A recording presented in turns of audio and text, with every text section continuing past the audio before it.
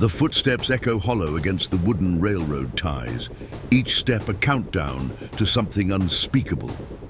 Sarah's flashlight cuts through the Arkansas darkness, illuminating the rusted rails that stretch endlessly into the swampy woods of Gurdon. She's heard the stories, of course. Everyone in Clark County has, but stories are just stories until they're not. The beam of her flashlight suddenly catches something ahead. A soft yellowish glow hovering 3 feet above the tracks, pulsing like a heartbeat. Sarah freezes. The light seems to notice her too, growing brighter, more intense. Then, without warning, it vanishes. She turns to run, but there it is again, behind her now, swinging gently like a lantern in the hands of someone who isn't there. The temperature drops 20 degrees in an instant. Sarah's breath comes out in visible puffs as she realizes the terrifying truth. She's not alone on these tracks. But this light, this isn't just some random paranormal phenomenon. This light has been waiting here, hunting these very rails for over 90 years. And tonight, like every night since 1932, it's searching for something or someone. What Sarah doesn't know, what she can't possibly know as she runs screaming into the darkness, is that she's just encountered the restless spirit of a man who died clutching his railroad lantern, a man whose brutal murder would spawn one of America's most terrifying ghost stories. Welcome to Gurdon, Arkansas, where the dead don't rest, and some lights should never be followed.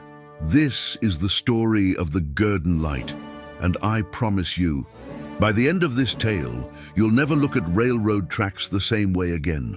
Are you ready to discover what really happened on those tracks in 1931? Because once you know the truth, there's no going back.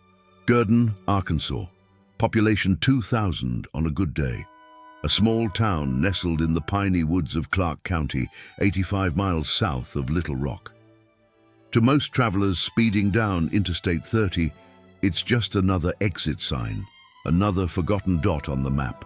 But Gurdon harbors a secret that has drawn paranormal investigators, thrill seekers, and ghost hunters from across the nation for nearly a century. The secret lies along a 4-mile stretch of abandoned railroad tracks that cuts through some of the most isolated, swampy terrain in Arkansas. Dense woods press in from both sides, their twisted branches forming a canopy so thick that even midday feels like twilight. Spanish moss hangs like funeral shrouds from ancient oak trees, and the air itself seems to whisper warnings to those brave enough or foolish enough to venture here after dark. Local residents speak of the tracks in hushed tones, their voices dropping to whispers when they mention what they've seen. Martha Ramey, a lifelong Gurdon resident, still gets goosebumps when she recalls her childhood encounter. We kept walking and walking until finally there was a light in front of us. It was scary. All I had to say was, "There is a light," and the people with us started running. It seemed like it was chasing us. Bob Thompson, president of the Clark County Historical Association, has documented dozens of similar encounters. "You would see this tiny, tiny light," he explains, his voice carrying the weight of someone who has seen the impossible. What we saw was kind of a reddish, golden light. It looked like someone had a baseball cap with a flashlight in it. But here's what makes the Gurdon Light different from other ghost stories, what transforms it from local folklore into something far more sinister. The light isn't the only thing that haunts these tracks. There's something else here, something that predates even the most ancient legends, something that was waiting long before the first railroad spike was driven into Arkansas soil. And it's been growing stronger with each passing year. The screech of metal against metal pierced the Arkansas night like a banshee's wail. 14 freight cars jackknifed and tumbled off the tracks just southwest of Gurdon, their cargo spilling across the muddy ground like the entrails of some massive beast. The Missouri Pacific Railroad officials who arrived at dawn knew immediately that this was no accident. Someone had tampered with the rails. The investigation revealed a chilling truth. The sabotage wasn't meant for this freight train at all. The real target was the Sunshine Special, a passenger train that thundered through this very stretch of track at speeds of 60 to 70 miles per hour, carrying dozens of innocent souls to their destinations. If the saboteurs' timing had been just slightly different, the death toll would have been catastrophic. But who would do such a thing? And why? The answer lay in the simmering tensions of the Great Depression, where desperate men made desperate choices, and workplace grievances could explode into deadly violence. The railroad was cutting hours, laying off workers, and those who remained fought viciously for every day of work, every dollar of pay. As investigators combed through the wreckage, they had no idea that this derailment was merely the opening act of a horror story that would span generations. They couldn't know that within 24 hours, these very tracks would be stained with blood, and that the violence about to unfold would leave an indelible mark on the spiritual fabric of this place. The freight train derailment was just the beginning. Someone was planning something far worse, something that would require a more personal touch. Someone was preparing to kill. And when that murder finally happened, it would be so brutal, so savage, that the victim's spirit would refuse to rest.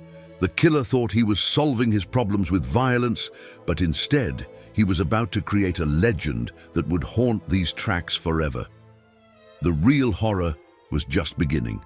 Will McClain was the kind of man you could set your watch by. Every morning at dawn, he'd kiss his wife goodbye and head out to his job as section foreman for the Missouri Pacific Railroad. Every evening, just as the sun touched the horizon, he'd walk through their front door, his railroad lantern still warm from the day's work. December 4th, 1931, started like any other day. Will left for work as usual, his faithful lantern swinging at his side. The same lantern he'd carried for 15 years, the one that had guided him safely through countless dark nights on the rails. His wife watched him disappear down the dirt road, never imagining it would be the last time she'd see him alive. But when darkness fell and Will didn't come home, his wife knew something was terribly wrong. Will McClain was a creature of habit. A man who understood that in the railroad business, punctuality wasn't just professional courtesy, it was survival. He would never stay out late without word, never leave his family wondering and worrying. She spent the night pacing their small house, peering out windows, listening for the familiar sound of his footsteps on the porch. When dawn broke with no sign of her husband, she did what any desperate wife would do. She went to the city marshal. "He always carries his lantern," she told the marshal, her voice trembling with fear and exhaustion. "Even when he's not working, he carries it. Says you never know when you might need light in the darkness." The marshal began his search immediately, questioning railroad workers, checking the usual places where men might gather after work. But Will McClain had simply vanished, as if the earth had swallowed him whole. What no one knew yet was that Will's lantern, that faithful companion that had lit his way through so many dark nights, was still with him. Even in death, even as his life ebbed away in the swampy woods outside Gurdon, Will McClain clutched that lantern with a grip so tight that death itself couldn't pry it from his fingers. That lantern would become legendary, and soon, very soon, it would begin to glow again. The city marshal's instincts told him to look closer at Louis McBride, one of Will McClain's section crew workers. There was something in McBride's eyes, something that didn't sit right. The way he avoided eye contact, the nervous fidgeting, the sweat beading on his forehead despite the December chill, it all pointed to a man carrying a terrible secret. When the marshal brought McBride in for questioning, the dam burst almost immediately. The guilt had been eating at him like acid, and the words came pouring out in a torrent of confession and remorse. "I killed him," McBride sobbed. "God help me, I killed Will McClain." But the confession was just the beginning of the horror. McBride led the marshal to a stretch of swampy woods near the railroad tracks, and what they found there would haunt the lawman for the rest of his life. A quarter-mile trail of blood stretched from the rails deep into the forest, marking Will McClain's desperate, dying crawl through the mud and undergrowth. The scene was beyond brutal. 4 devastating blows to the head had ended Will's life, delivered with a railroad spike maul, a heavy hammer used for driving spikes into railroad ties. Nearby, investigators found a blood-soaked shovel, evidence of the savage beating that had preceded the final fatal blows. But here's the detail that would spawn a legend. When they found Will McClain's body, his fingers were still wrapped around his railroad lantern in a death grip so tight that rigor mortis had locked them in place. Even as he lay dying in those dark woods, even as his life's blood soaked into the Arkansas soil, Will McClain had refused to let go of the light. The motive was as petty as it was tragic. McBride had been furious about losing seniority during the railroad's Depression-era layoffs. Fewer workdays meant less money, and less money meant his family would suffer. In his twisted logic, killing his foreman would somehow solve his problems. Instead, it would create a problem that would last for eternity. Because Will McClain's spirit, still clutching that lantern, was about to begin a search that would never end. A search for justice, for peace, for something that death had stolen from him. And that search would light up the darkness of Gurdon for generations to come. The trial of Louis McBride was swift and merciless. In Depression-era Arkansas, there was little sympathy for a man who would murder his supervisor over work disputes. The evidence was overwhelming.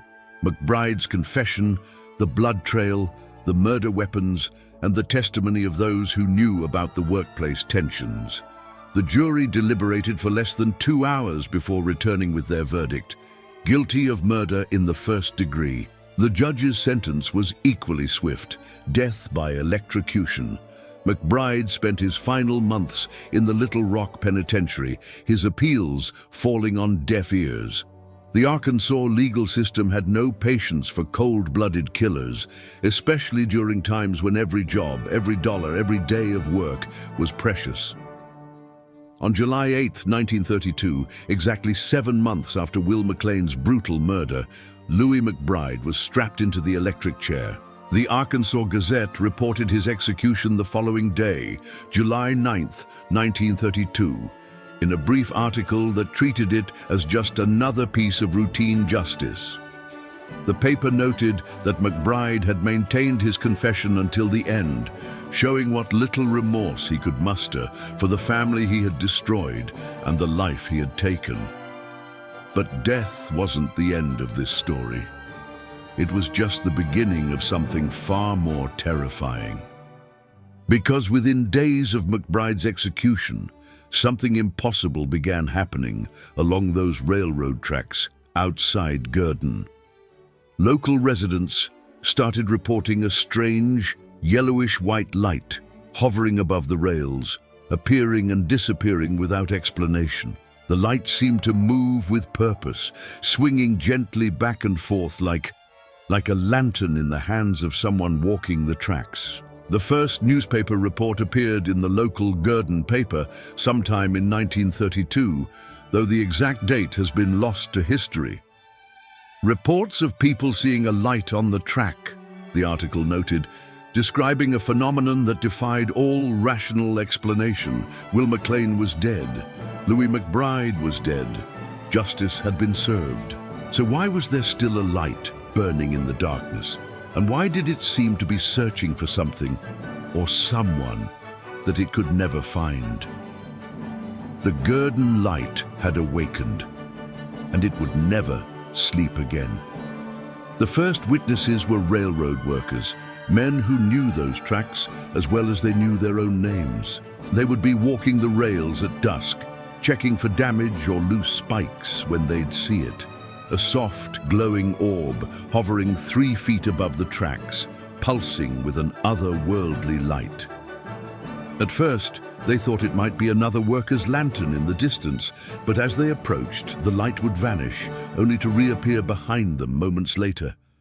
Some described it as yellowish-white, others swore it was blue or even reddish-gold. But they all agreed on one terrifying detail: The light moved with intelligence, with purpose, as if it were being carried by invisible hands. Word spread quickly through the small community of Gurdon.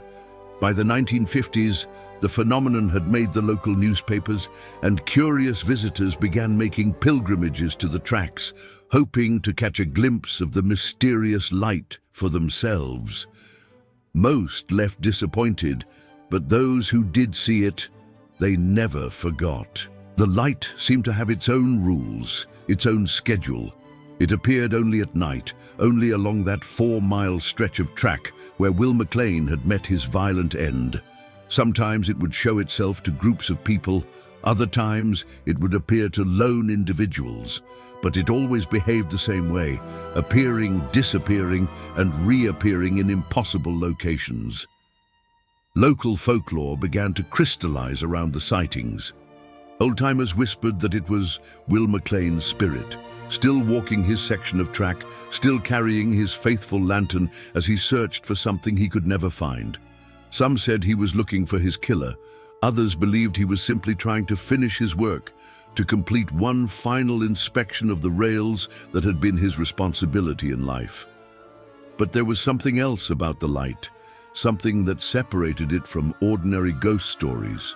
This wasn't just a passive apparition, a mere echo of past events. The Gurdon light was active, aggressive even. It seemed to notice the people who came looking for it, and sometimes, just sometimes, it would follow them. A lantern swinging in the darkness, carried by hands that no longer existed, guided by a will that death could not extinguish. Will McClain was still on duty, still walking his beat, still lighting the way through the Arkansas night. And he would continue walking those tracks until he found what he was looking for, whatever that might be. By the 1990s, the Gurdon light had evolved from local legend to national phenomenon.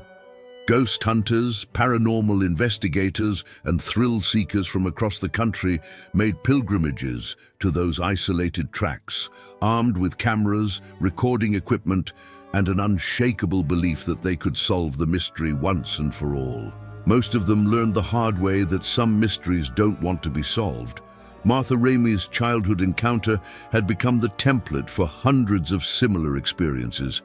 We kept walking and walking until finally there was a light in front of us, she recalls, her voice still carrying the fear of that long-ago night. It was scary. All I had to say was, "There is a light," and the people with us started running. It seemed like it was chasing us. But it was Bob Thompson, president of the Clark County Historical Association, who documented the light's most terrifying behavior. Thompson had seen the light dozens of times, but some encounters were more aggressive than others. What will scare you, though, is when it gets the size of a baseball cap and sometimes you can see it swinging, Thompson explains, his voice dropping to a whisper. It is not just coming at you, it is moving. Then it disappears. So you say, "Well, I did that fine, let's go back to the car." You turn around and it is behind you. That is when you get scared. Behind you. Always behind you. This was the detail that separated the Gurdon light from other paranormal phenomena. It didn't just appear and disappear, it hunted, it followed. It seemed to take pleasure in terrifying those who came looking for it, as if Will McClain's spirit had developed a cruel sense of humor in the decades since his death. Local resident Billy Tarpley had his own theory about the light's behavior. It shows up when it chooses to show up, and when it chooses for you to see it, you see it. It has been that way for many years. But the most chilling aspect of these modern encounters wasn't what people saw, it was what they felt. Visitors consistently reported an overwhelming sense of dread when the light appeared, a primal fear that seemed to emanate from the phenomenon itself. Some described feeling watched, stalked, hunted by an intelligence that existed beyond the physical world. The light had rules, patterns, behaviors that suggested it was more than just residual energy or swamp gas. It was something conscious, something aware, something that remembered the violence that had created it and wasn't ready to forgive or forget. And then the scientists arrived, convinced they could explain away 90 years of terror with instruments and theories. They had no idea what they were walking into. Dr. McClain arrived in Gurdon with the confidence of a man who believed science could explain anything. As a physicist, he had spent years studying unexplained phenomena, debunking ghost stories, and providing rational explanations for the seemingly impossible. The Gurdon light, he was certain, would be just another mystery solved by careful observation and scientific method. He was wrong, terrifyingly, impossibly wrong. Klingan's initial theory focused on the piezoelectric effect, the idea that quartz crystals beneath the railroad tracks could generate electrical charges under constant stress, creating visible light. Gurdon sits at the tip of the New Madrid seismic zone, he reasoned, and geological pressure could easily account for the phenomenon. But then Klingan began experiencing things that no scientific theory could explain. Through his binoculars, he watched a group of people walking down the tracks toward him for 10 to 15 minutes. He could see them clearly, count their number, observe their movements. But when they reached his position, they simply weren't there. They had vanished completely, as if they had never existed at all. On another night, he observed a strange bluish mist hovering directly over the rails, moving against the wind, defying every law of physics he understood. The mist seemed to pulse with its own internal light, and when he tried to photograph it, his equipment malfunctioned in ways that made no sense. But the most terrifying experience came when Klingan was walking back to rejoin his research group. Without warning, he was overwhelmed by a crushing sense of dread, a fear so intense and primal that it nearly drove him to his knees. As he approached his colleagues, he discovered that every single member of his team was experiencing the exact same feeling at the exact same moment, without any of them having said a word. "I heard voices and shuffling sounds with no visible source," Klingan later reported, his scientific objectivity cracking under the weight of the inexplicable. "There were things happening out there that I simply cannot explain with any known scientific principles." The man who had come to debunk the Gurdon light had instead become one of its most credible witnesses. His extensive research, his multiple visits, his careful documentation, all of it pointed to the same impossible conclusion. Something was out there on those tracks, something that existed beyond the boundaries of known science. Klingan's final assessment was both honest and terrifying. Some things science cannot explain, and maybe they're not meant to be explained. The Gurdon light had claimed another skeptic, another rational mind, forced to confront the reality that some mysteries are too dark, too deep, too rooted in violence and tragedy to ever be solved by instruments and theories.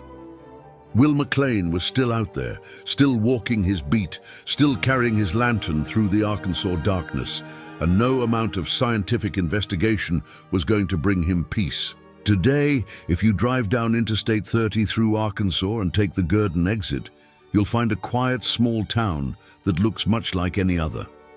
The old railroad tracks have been removed, the rails torn up and sold for scrap, the wooden ties left to rot in the swampy soil. Progress, they call it, development, moving forward. But the light doesn't care about progress. Even without the physical tracks to guide it, the Gurdon light continues to appear along that same 4-mile stretch where Will McClain died clutching his lantern over 90 years ago. Visitors still report sightings, still describe the same yellowish glow hovering in the darkness, still experience the same primal terror that has haunted this place since 1932. Bob Thompson, now in his 70s, continues to document encounters for the Clark County Historical Association. "Gurdon has been known for this for years," he says, his voice carrying the weight of decades spent investigating the impossible. "Like I said, it is not something that does it exist? Yes, there is no doubt about it that it does exist. But rather, what is it? Nobody has been able to explain that, not on national television, local television, no one. The light made national headlines again in 1994, when NBC's Unsolved Mysteries featured the phenomenon, bringing camera crews and investigators to recreate the 1931 murder and document the ongoing sightings. But even national exposure couldn't solve the mystery or put Will McClain's spirit to rest, because some wounds are too deep to heal, some injustices too profound to forgive, some deaths too violent to accept. Will McClain died brutally, senselessly, his life cut short by workplace jealousy and Depression-era desperation. His killer faced justice, paid the ultimate price for his crime, but justice, it seems, wasn't enough. The light still appears on dark Arkansas nights, swinging gently above the place where railroad tracks once carried trains through the swampy woods. It still follows visitors, still appears behind them when they least expect it, still fills them with the same inexplicable dread that has terrified witnesses for nearly a century. And tonight, as you're reading this story, as you're learning about Will McClain and Louis McBride and that terrible December night in 1931, the light is out there, waiting, watching, searching for something it may never find. The question isn't whether the Gurdon light exists. Too many credible witnesses, too many documented encounters, too many years of consistent sightings have settled that debate. The question is what it wants, what it's looking for, what it needs to finally find peace. Maybe it's searching for acknowledgement, for someone to remember Will McClain not just as a victim, but as a man who loved his family and took pride in his work.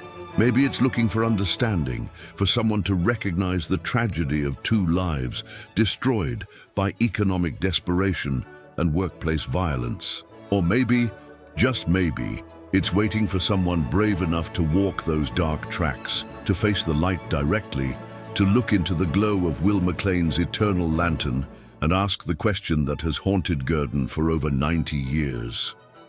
What do you need? What will it take for you to rest? Are you brave enough to find out? Are you ready to discover what the Gurdon light really wants? Because it's still out there, still waiting, still burning in the Arkansas darkness. And tonight, it might just be waiting for you.